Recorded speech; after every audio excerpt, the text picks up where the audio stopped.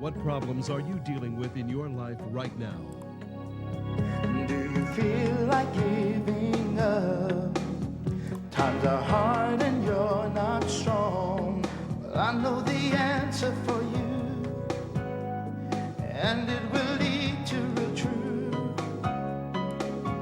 Don't look back to yesterday.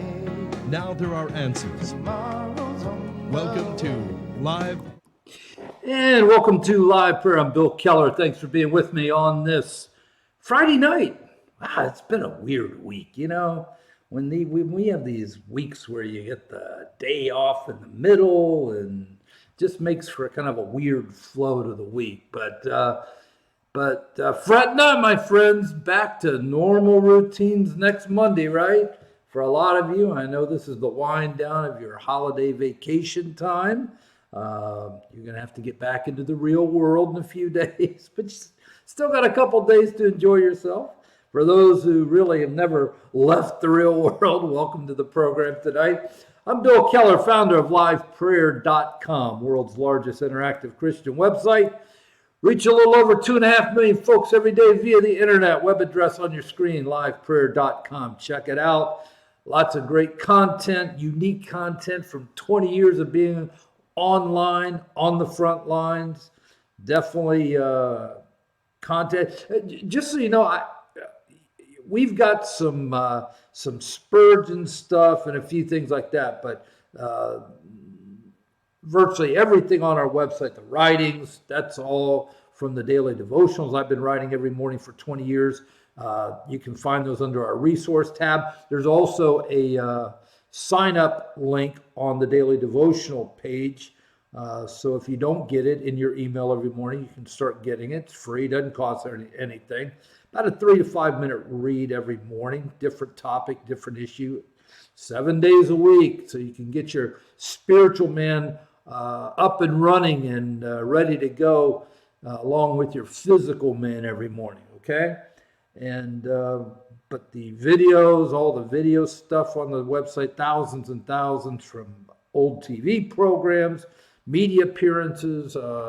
Check out that media link. Lots of stuff there. Lots of stuff we did at the Florida State Fair for years. Just incredibly interesting, hardcore, raw evangelism. Okay, I guess that's the best way to put it. All available on liveprayer.com. Everything's free. No store, nothing to sell you. Don't have any pieces of the cross. No holy water. No prayer clause. Just content free. Doesn't cost anything. There's nothing to buy, nothing to sell you, no books, tapes, resources, no conferences to attend.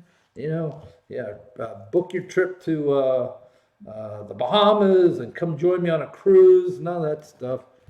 And trust me, oh my goodness, because of the reach we have and basically the number of people connected with our ministry. I mean, I'm inundated for years, still am, with all these cruise ships coming. Yeah, do a cruise, your ministry will make so much money.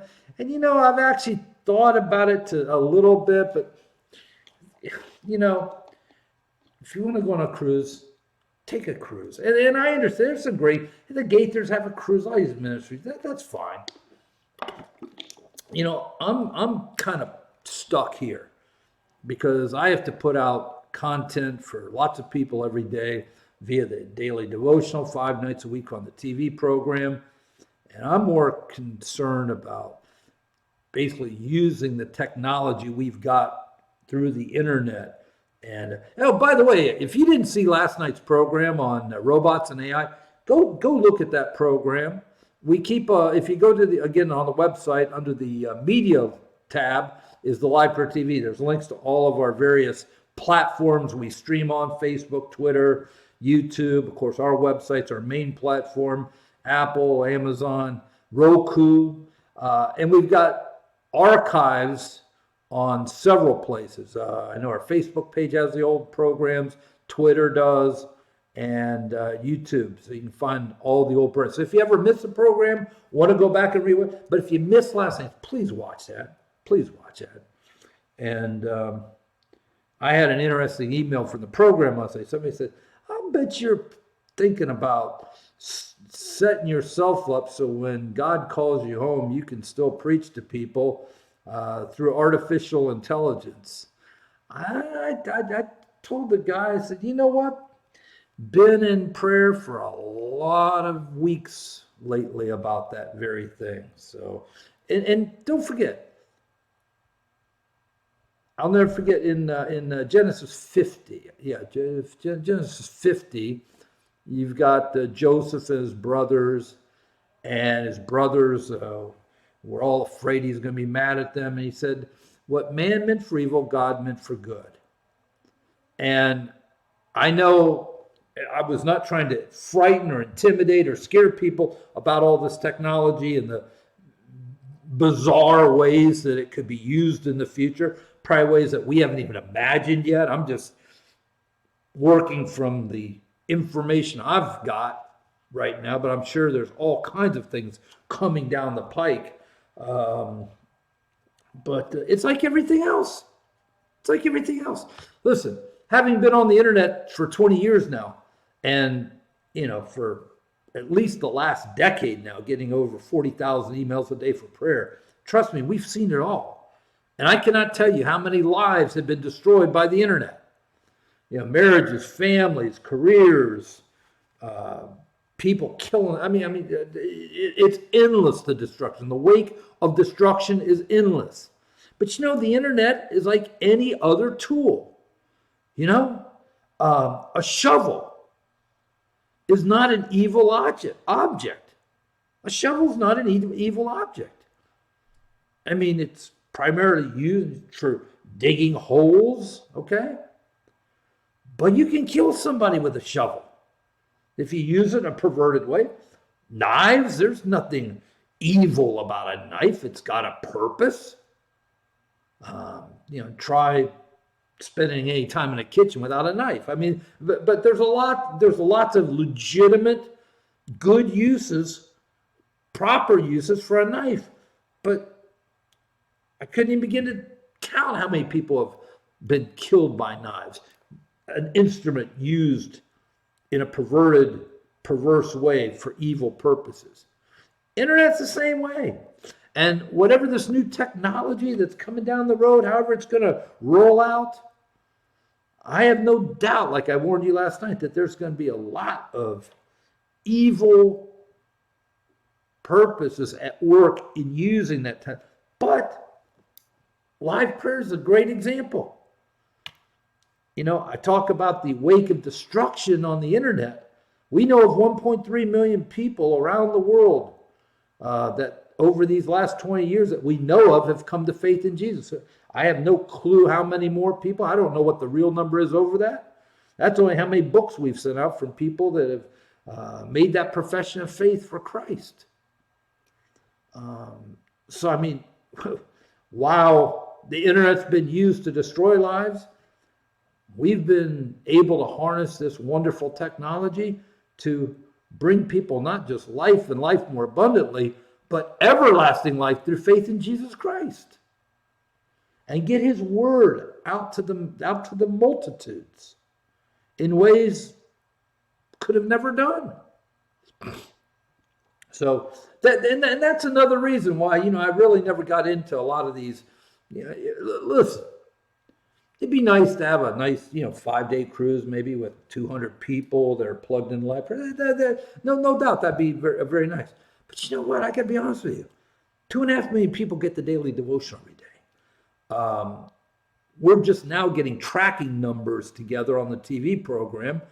But I don't know, we might, between all of our, Roku's been a real big plus for what we're doing. That's an incredible platform. There's a lot of people on Roku. And, the initial figures we're getting somewhere in the 8,000 to 10,000 range on a nightly basis. And that's only going to grow as people find out about it. So, I mean, for me, it's time management and it's making the best use of the resources I have. I'm not in any way minimizing the the effectiveness and the ministry that could be done with an intimate group of 150, 200 people on a cruise ship or in some kind of other setting. But I mean, when I look at the time that I spend each day to reach all the people we do through the resources we've got, I mean, it's just the best use of my time. So that's just kind of where I come down. Because again, these are things people, sometimes ask. But we're going to get into some controversial, and they really aren't when I break them down for you. But there's a few things that I could see where people could get a little sideways. And these are comments by Liberty University Chancellor Jerry Falwell Jr., who of course took over as chancellor when his father passed away a few years ago. And just for full representation, I got my theological education through Liberty. 7 years ago.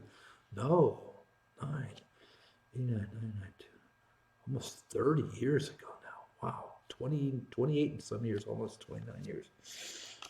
Time goes. But so I'm going to get to that tonight, and I've got a few topics to hit you with. So we got a lot of ground to cover tonight. So let's just start off with a quick word of prayer, and then we'll get into what we're doing tonight. Lord, thank you for this time. We commit it to you as we do each night. Thank you for the people that will be watching tonight. Lord, prayer knows no time, space constraints. There may be people watching this program, not live, but tomorrow or days later, or weeks later, months later. Should Jesus tarry, years later? And their needs at that moment are just as relevant as the people whose needs are with us right now in this live setting. So we lift up the needs of each one of your people tonight. And we ask that you be with them in a special way and give them strength and courage in what may be some trying times for some of our friends. And just ask that you meet needs and give them your peace. I thank you for this time tonight. We commit these next minutes to you and ask you to use it for your glory, and that lives will be touched, hearts will be opened so they can hear from you tonight. And we ask all of it in the name of Jesus. Amen and amen. All right, before I get into Falwell, let me hit a few things. I talked last night about the opening of the new Congress and made some comments about how the perversion that has basically become part of our cultural norm has really now been solidified in the sense that it is in our highest political offices. You have men and women now in Congress who are open, unrepentant, practicing gays and lesbians. You have a large number of people, larger percentage of people than ever, that support the perversion of God's holy institution of marriage. You've got wide open support amongst many in our political leaders who support this mental illness, and that it really that's the only way to really describe it: mental illness of gender misidentification. I mean, just that term is kind of sad to me, because I mean, how can you misidentify your gender? I mean, I'm sorry. You're either a boy or a girl. That's it. If God made you a boy, you're a boy. And God made you a girl, you're a girl. And to call yourself anything other than what God made you is madness, and it is literal mental illness. And listen, and I'm not trying to be mean to people, because there are people out there that have just bought into these cultural lies, because we've dealt with a lot of them. Men who think they're women who think they identify, they're a man, but they identify as a woman, or a woman identifies as a man. I've dealt with them. And I've always told you that those who engage, probably the one thing that's always just teed me off as much as anything, and I've always brought this out when I deal with whenever I'm dealing with homosexual activists or advocates of those perverse lifestyles, I tell them, you push it, you glorify it, you make it seem so beautiful and nice and wonderful. Yet when it all falls apart, because that's a lie, you're nowhere around. They come to me. I can't tell you, over 20 years of live prayer, and again, because of the anonymity of the internet, we end up dealing with a lot of people that would never even talk about things to anybody, face to face. People they know. People they'd have to identify give their real identity to. But because of the anonymity of the internet, people feel safe coming to us. I can't begin to tell you the thousands and thousands and thousands of men and women who bought into these lies of the homosexual lifestyle, but when the lights go out and it's dark and they're all alone, deep down, they almost to the person has told me, I knew this was wrong. As much as I wanted to put on a good face, as much as I wanted to embrace, as much as I was involved in it, at those moments I knew it was wrong. And of course, the suicide rate amongst people in that lifestyle is exponentially higher than mainstream. Drug and alcohol addiction, exponentially higher. Matter of fact, a huge percentage of people we deal with that have been in that lifestyle have never even been involved in that type of activity unless they were high or drunk. That makes sense. Again, I'm not trying to, be gross in any way, but it's the proverbial, putting the square peg in the round hole. I mean, it was never meant to work in any way, shape, or form. It doesn't work. It's and people know it. But now you've got Congress influence. So, it has literally become mainstream. Well, one of the new members of the Senate, actually the person that won John McCain's old seat, is a woman named Kristen Sinema. She beat the Republican that was running for that seat. Though it looks like the Republican's probably going to end up with the seat that was vacated by Flake. Anyway. But Kristen Sinema, Democrat, Arizona, she's supposedly the first openly bisexual senator. Okay. But probably more disturbing than that, she absolutely refused to take her oath of office with her hand on a Bible. I think she had a pocket constitution she put her hand on or something. And of course you had a Muslim congresswoman who just totally disrespected the office of the president by at some rally or some after swearing in party at a bar, where she said, we're going to impeach the MF. And it's a woman, supposed to be taken seriously, I guess. Yeah, she, of course, she took her oath on a Koran. Not the first, though. The first was also from Minnesota. What have I always told you about Minnesota? Man, between the suburbs of Minneapolis and the suburbs of Detroit, especially Dearborn, I mean, you might, if you close your eyes and didn't know better, you'd think you were in Cairo or, just any Middle Eastern Muslim country. But Keith Ellison, the former congressman who left in shame over a sexual harassment deal out of Congress, he was from Minnesota. So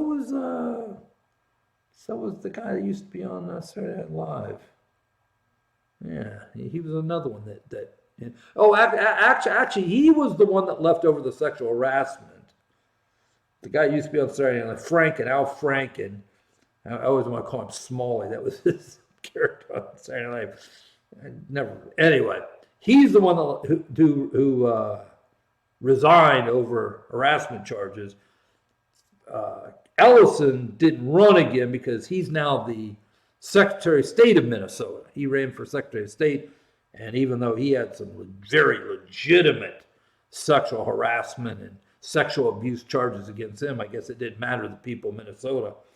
Matter of fact, it was kind of an interesting overlay because a lot of his information, that was with video and pictures and everything, came to surface at the same time this Kavanaugh debacle was going on. But anyway, it's Kirsten Sinema, first openly bisexual senators. I mean, I'm just saying, all I'm doing is pointing out that the perversion is now pretty much locked in institutionally, in the sense that it's permeated all of society now, to the point it's even openly accepted in the halls of Congress. On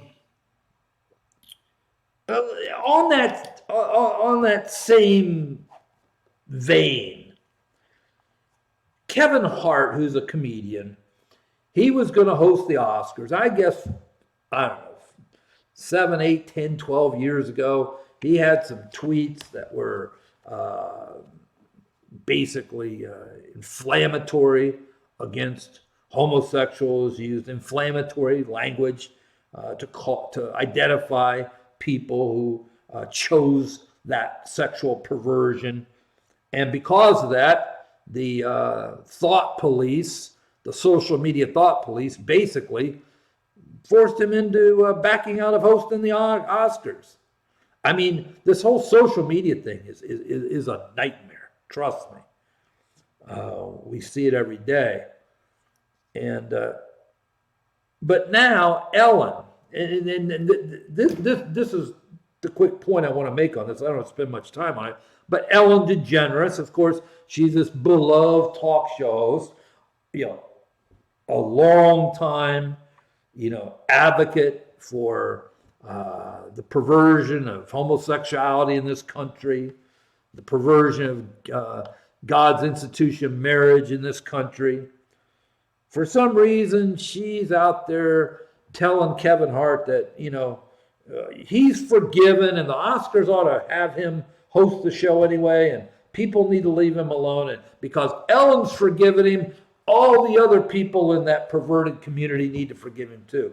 And as I was kind of watch this unfold a little bit, and again, there's not a lot here spiritually, other than the fact that it's just amazing. Who is Ellen? All she is a woman who chose to engage in perverted sex with other women. She's got a talk show. Do you think she would have a talk show if she had a 25-year marriage and dealt with the issue of homosexuality as God treats it in his word? Now, all things being equal, she did the same, most of the same things on her show, other than when she's out there promoting these perverse lifestyles. But for the most part, it's a variety show. It's whatever. I never talk about her because she doesn't, get into spiritual stuff on her show. I never talked about Oprah till she started pushing that satanic New Age garbage on people. But if Ellen was just a woman who didn't engage in perverse sex with other women, but had a husband, took a biblical stance on that issue, was a Christian, but pretty much ran her talk show. Do you think she'd be on? Not a chance. In Hades. That's right, we can say Hades, can't we? As Christians, we say Hades. That's legal, right? Not a chance in Hades would she be on TV. And now she's out here absolving Kevin Hart of his sins against the homosexual community from years ago and telling all the homosexual activists to leave him alone and let's support him. Oh, man. It's just funny because the perverse communities created this subculture, and of course they're fighting in their own subjects. Big article the other day I was reading, actually over New Year's, some major cases are coming down the line of women who've been abused by nuns. These are kind of spin-offs of the priest abusing mostly boys, some girls, but mostly boys. And this is, if you remember, if you weren't here for the show, go back to the archives of the show. I don't put every topic on there, but the main topic I always put on there. And I know I put the main topic of the Catholic abuse and all that. And what I always tell you, it's been going on for 1,000 years. And it's not just the priests, it's the nuns too. They're in the same non-biblical state that the priests are in. It's nothing in the Bible that says, for women to serve God, you've got to be celibate. Again, there's a small, minute percentage that may be called to make that sacrifice, but not universal across the board. That's a man-made tradition, and it's been in effect now for 700 years. It didn't exist. But as of 1,000 years ago, and I made the case that I don't know why people are, the only reason we're hearing about it now, a lot of it's the internet and the 24-hour news cycle and all that. But it's not some isolated thing. Matter of fact, I think I told you the other night, you got 45 states now with open investigations.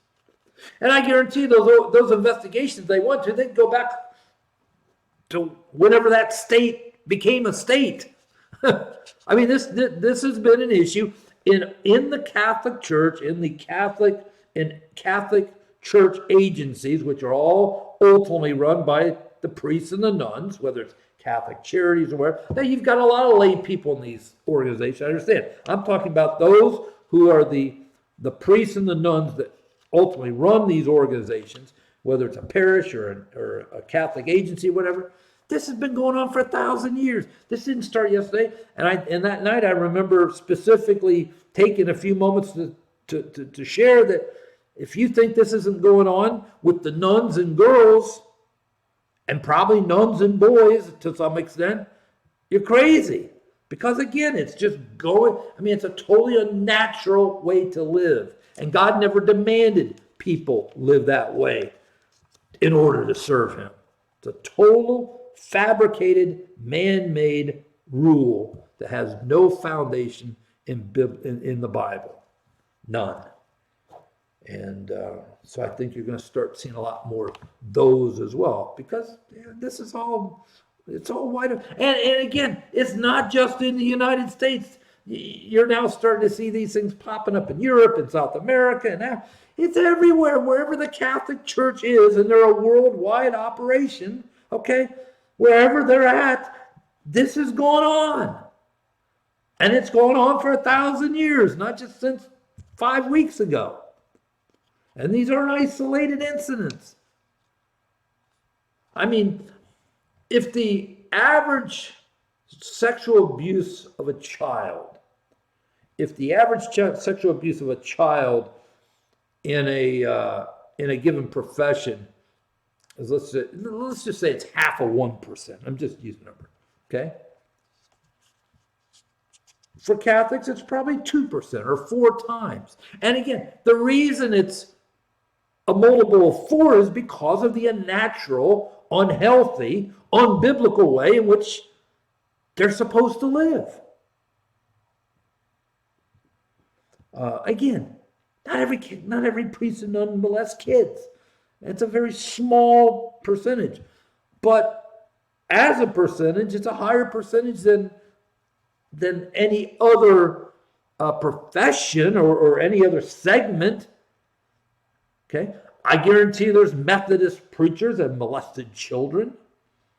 But I also can guarantee that the percentage of Methodist preachers that have molested children is probably a fraction of the percentage of Catholic priests that have done it. Again, because they are forced to live an unnatural, unhealthy, unbiblical life. And I'm not even talking now about priests and nuns that have the conviction, if you want to call it that, to leave children alone, but are engaged in sexual activity with adults. And a lot of times it's adults of the opposite sex. The priests, the boys are just, they're accessible. The nuns, the girls are accessible. That's all it is. But those who won't go there, thankfully, there's a lot of priests and nuns, and always have been, that have had normal, healthy sexual relationships with the opposite sex in an adult capacity. And again, it all goes down to the unbiblical, man-made edicts of the church that they put in effect 1,000 years ago. I know I bring up this name more than I probably should, but I can't help it because she always puts herself in the crosshairs. Okay? Nancy Pelosi, our new Speaker of the House now, out there again just moralizing. Of course, the wall, that whole issue is a big political brouhaha now, part of the government shutdown, everything. And she's out there trying to make a morality case that the wall doesn't represent who we are and the wall is immoral. Really?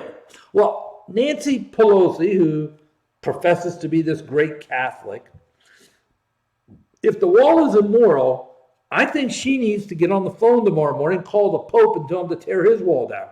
They got a big wall around the Vatican. I don't know if you've ever seen the Vatican compound from an aerial view. I mean, it looks like one of the old fortresses in the medieval times. And for good reason. It's a security measure. Just like a wall on the southern border is a security measure.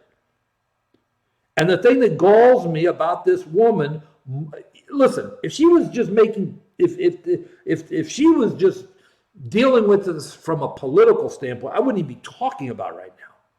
But the fact she's got to interject morality into it and pound her fist and talk about how immoral that wall is just drives me insane, because this is the same woman that for however long she's been in government, she's 80, she's been in government most of her life, whatever those years are, 40, 50 years, she has been a staunch defender, supporter, advocate, cheerleader for the slaughter of innocent babies. As a matter of fact, as the Speaker of the House, the first bill that they put through, which thankfully will never see the light of day because the Senate won't even touch it, was to put U.S. taxpayer dollars into foreign countries to kill babies. And she's got the gall to sit there and talk about the immorality of a wall that we need on our southern border to protect the country. And she's got the gall to call that immoral, yet killing babies, she doesn't bat an eye. And of course, she doesn't get near any media people that would ever hold her accountable for or push her on that issue. She sticks with the mainstream media where she knows she's going to get treated with kid gloves, who also support killing babies, so they would never even begin to go there with her. I'm praying for the day when some journalist in a on video with microphones hot in a place she can't run from, to put her on the spot with that very thing. Nancy Pelosi, you claim a wall is immoral. Well, why isn't killing innocent babies also immoral? Which you support. Disgusting. All right. Let me get to Falwell. He did an interview, not a long interview either, with the Washington Post. Now, Washington Post, owned by Jeff Bezos, of course, the Amazon guy, richest guy in the world, $130 billion, whatever it is. Hates the president, obviously. He has weaponized the Washington Post, hired, I think, every left-wing journalist in the country to work there now. I can't believe the Washington Post makes a dime. Seriously. I mean, their staffing costs alone have got to be astronomical. But Bezos, to him, it's not about making money. I'm sure it's about using it as a political tool against Trump and the administration, which he doesn't like. So I'm sure Jerry Falwell Jr. knew that anything he did with the Washington Post was going to put him in the worst light possible. Let me just go through, because again, it wasn't a very long interview either. That's why I was a little surprised when I actually read the full text of the interview. I was a little surprised of the blowback because they hit him on a lot of points, and it wasn't that long of an interview. But let me just break down, because you may have heard some of this, you may have seen some of this if in some of wherever you get your news from, you may have heard some of this. And I just want to put it in context, because as usual, so much of what he was trying to say was purposely put in the worst light. The lead that most people picked up on was a statement attributed to him that evangelicals who don't support President Trump are immoral. Evangelicals who don't support President Trump are immoral. Okay? One small problem with that, if you take that quote, as I just read it to you, as so many have put it out there, it basically is a statement about all evangelicals, when that's not what he said. What he actually said was evangelical leaders who don't support President Trump are immoral. Evangelical leaders. So he's talking about a very small subset of people, as opposed to evangelicals in general. All right? And the reasoning behind it is pretty simple. That based on what President Trump has done in the area of religious liberties, in the area of life, and I remember having this conversation probably 6 months ago with a dear friend of mine who's a real biblical scholar, pastored for years, has taught theology, he's just an incredible guy, but he's also very wise on day in and day out life. You know, some of these guys, I don't know if egghead's a pejorative, and I don't mean it as that, but some of these guys, especially some of these theologians, man, I mean, they just live in another universe. Yeah, which is good. That's their talent, whatever. But this guy is very practical. And I remember talking about 6 months ago, I said, you know, it's so funny. God takes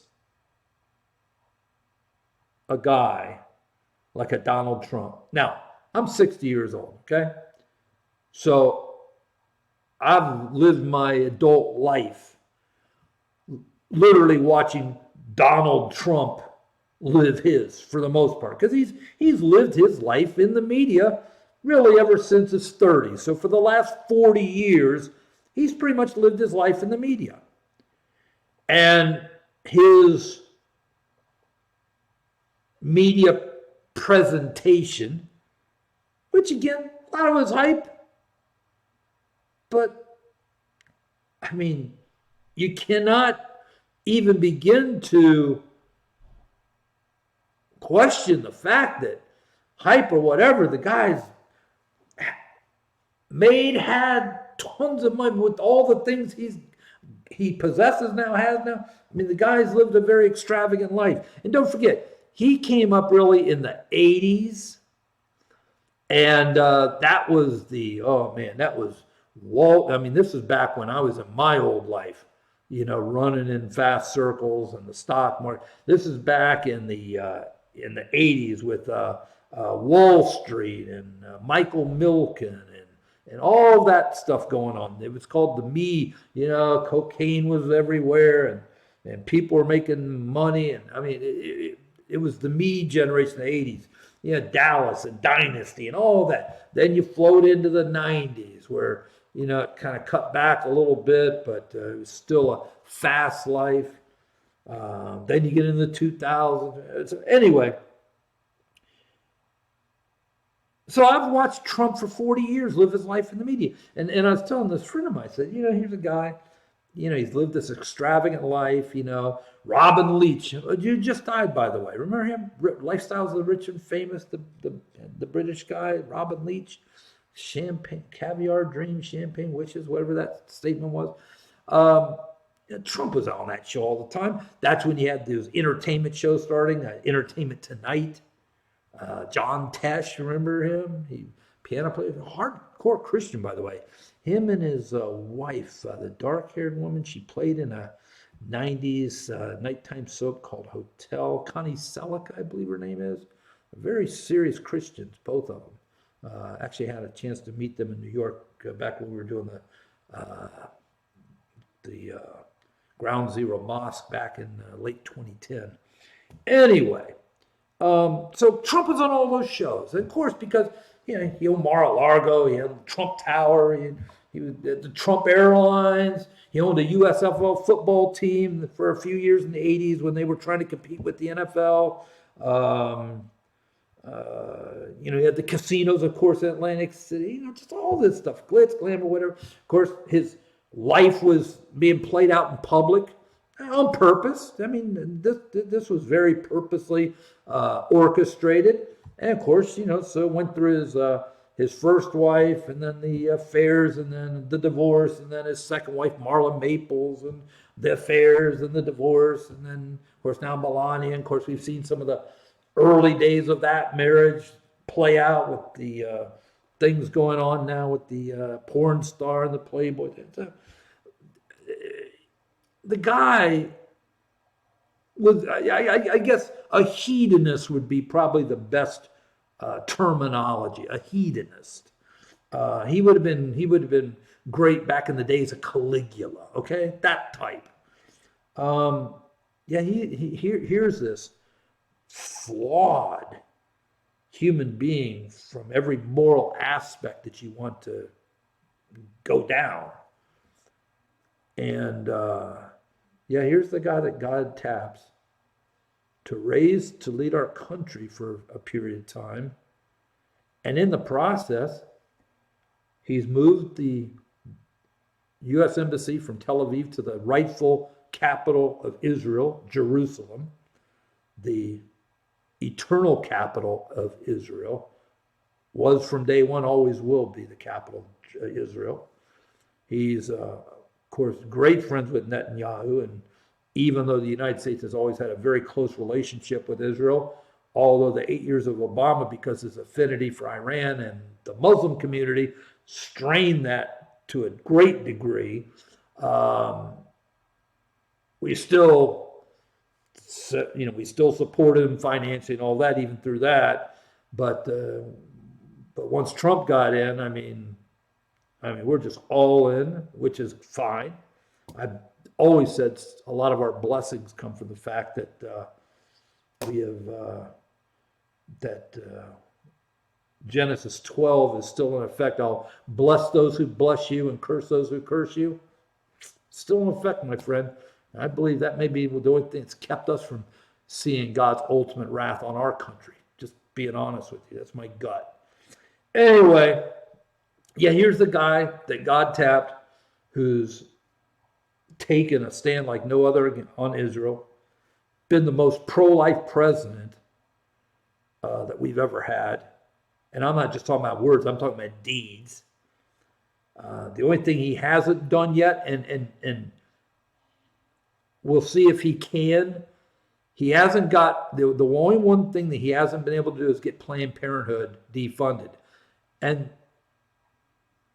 that's primarily because Mitch McConnell, the Senate Majority Leader, and Paul Ryan, the Speaker of the House for the first 2 years, there's no way they were going to do that.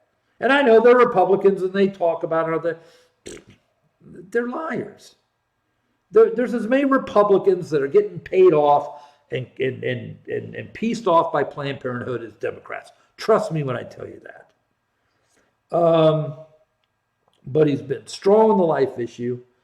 He's been strong on Christian and religious liberties, primarily for Christians that were under attack for 8 years under Obama.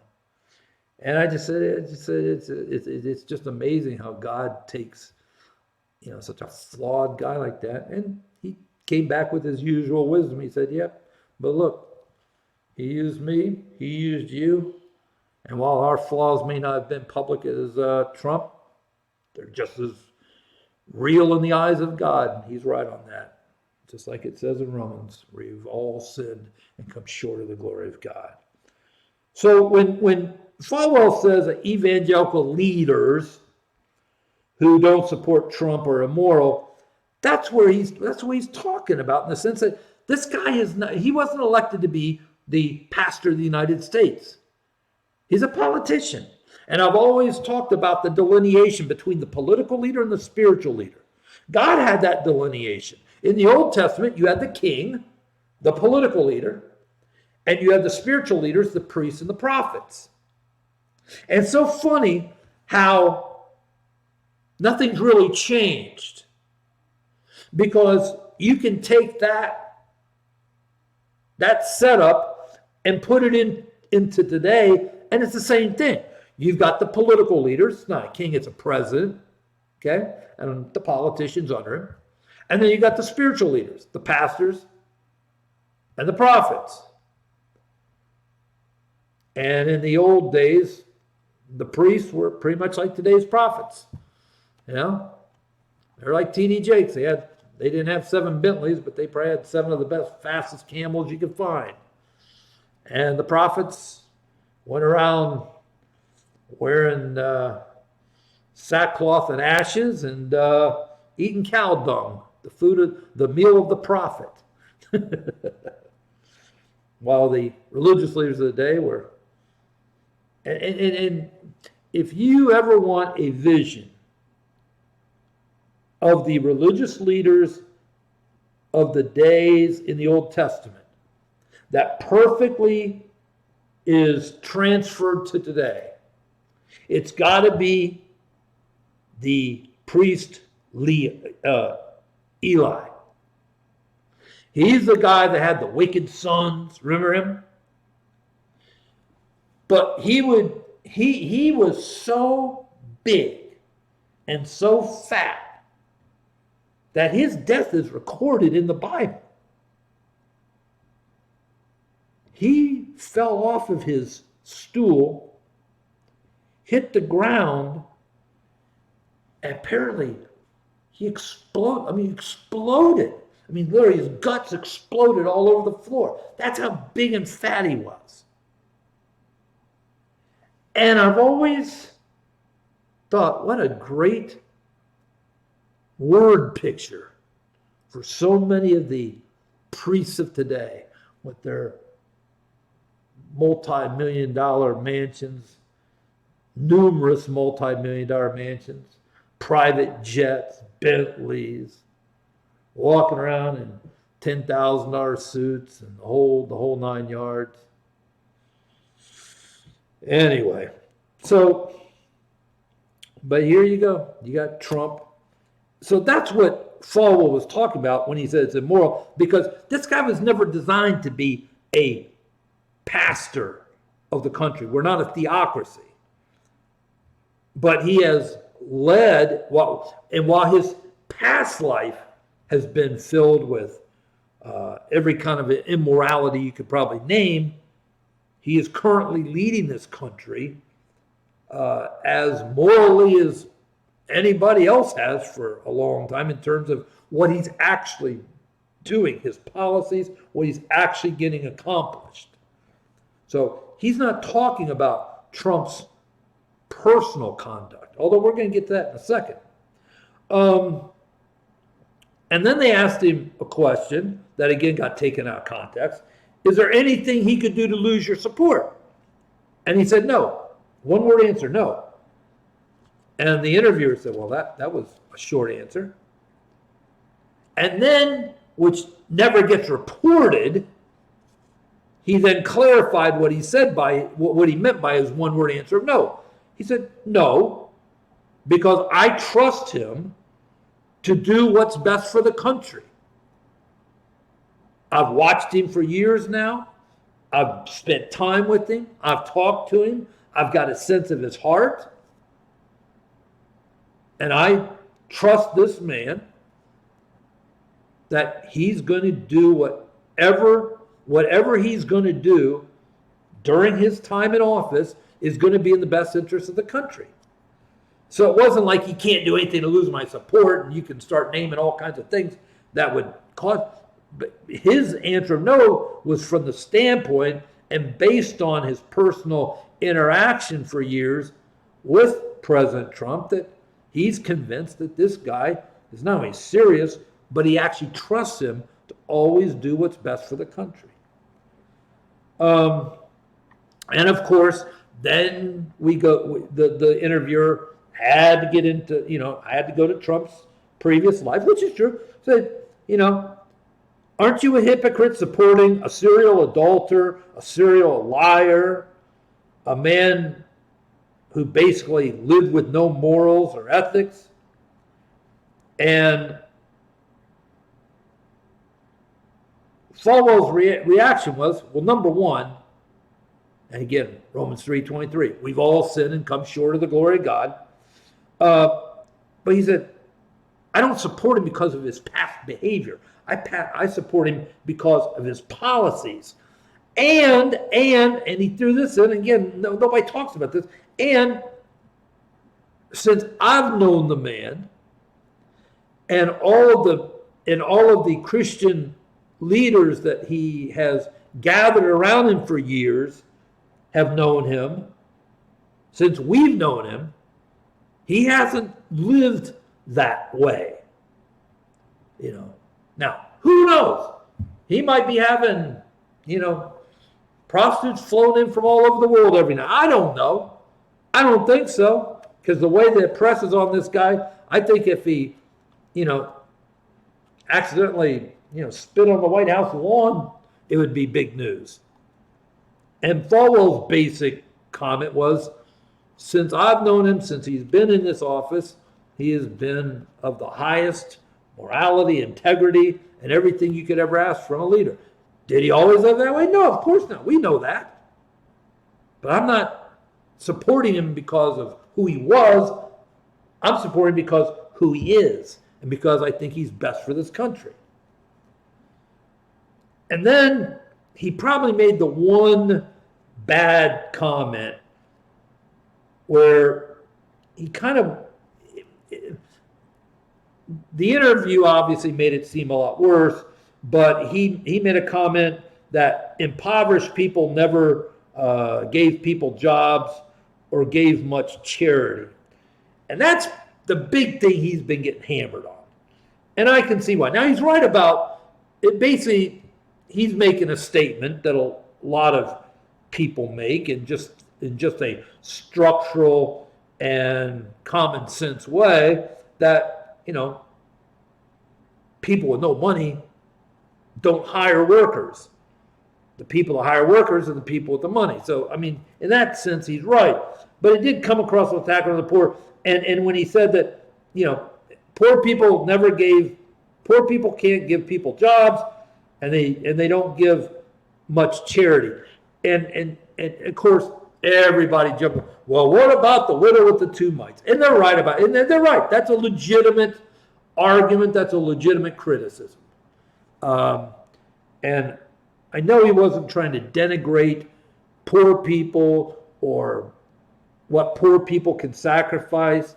I mean, one of the things that, you know, I fight all the time at Live Prayer. I have for 20 years. Number one, I've despised the whole money-raising aspect of it, but it's part of, you know, it's how we're here every night. Matter of fact, I put my address up. You can go to our website and hit the donate button. There's a credit card link, address, or you can just send a check that address, which I don't talk about that much of this program because I usually just don't have time. But, you know, I fight that too. You know, sometimes we get down to a point where in the month where, you know, we need some, you know, we got about 8,000 left, or 5,000 left to cover or whatever. And, you know, it takes a lot of $5 gifts to get the, you know, $5,000. You know, but there are people out there who can write a check for $5,000. So, I mean, you've got to stay focused, because at the end of the day, though, it all works together. And the way after 25 years of ministry, I like to explain it is, you know, the guy that can give 20,000, that gift is no more special than the person that can give $1.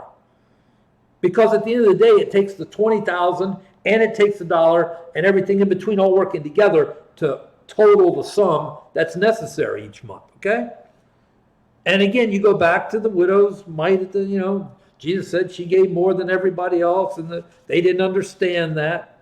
So that was probably something that I'm sure he didn't mean to come across that way, but it did. And so he's getting hammered for that. He mentioned this fact, which was very good. Reagan was a twice married womanizer from Hollywood, yet the evangelical community supported him over Jimmy Carter, who was a lifetime Baptist Sunday school teacher and born again and one wife and the whole thing, because of their policies. They weren't electing a pastor. They were electing a president. And, of course, he threw in the whole thing. Jesus never told Caesar how to run Rome, which is true.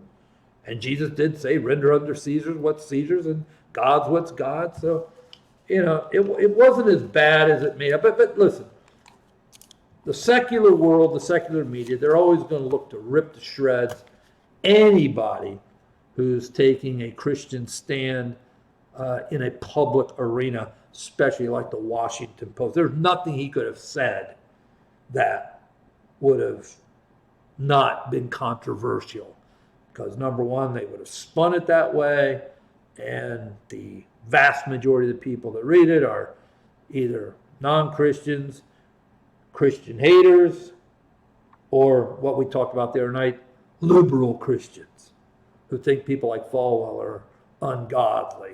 So that's where we're at. But we'll get into more of this, because it is an issue that we're going to continue to deal with. And I guess for me personally, just so you know, unless I see evidence, empirical evidence, that Trump's been living an immoral life as president, you know, all I care about is that he does the best job for the country, that he continues to push everything he can for life, for religious liberties, for Christian liberties,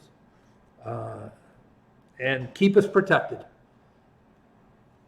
If he does that, I really don't really ask much more out of the government other than that. So that's kind of where I am. So listen, if you're watching tonight, you never made a decision for Jesus, I want to give you that opportunity right now.